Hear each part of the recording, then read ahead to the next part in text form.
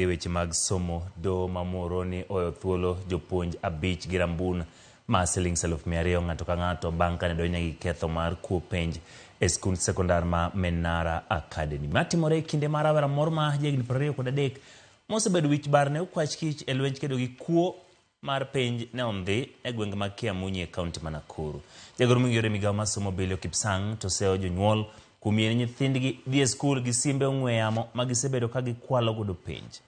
Lidia Okeo nigi ler. Kuo mar penj mar KCPE ma sani dhi mbele pacho kae medo mana jimbore gino mosekelo wich bar ne obila mag okwach kich gi duol marango penj e pacho ka nek. Doho kawuono weyo thuolo jopuonj abich manyo maki e skund sekondar ma Menara Academy Muhoroni gi ketho mar kwalo penj go. Jopuonj go we gi rambun ma siling 200,000 moro ka moro, kata kamano tam gi chop machiegni gi kate penj moro amora kaburano e get winji 25 dwe ni.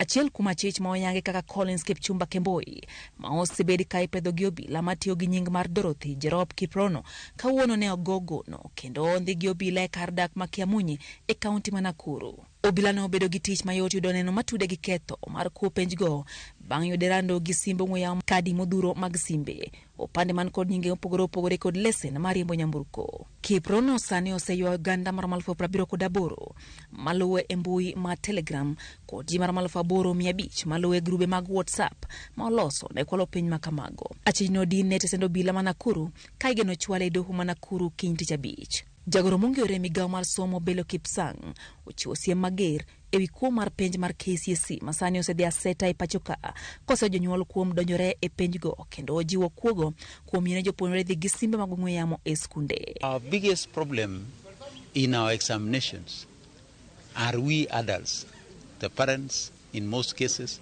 because when you hear people saying there is mobilization of resources to compromise our staff, the people who are mobilizing resources are not our staff. It is we as parents. And why are we mobilizing resources?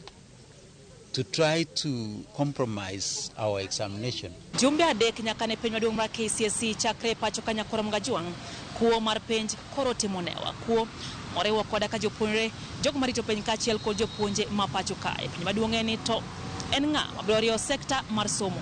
Lidia Okeo, Ramogi TV, Nairobi.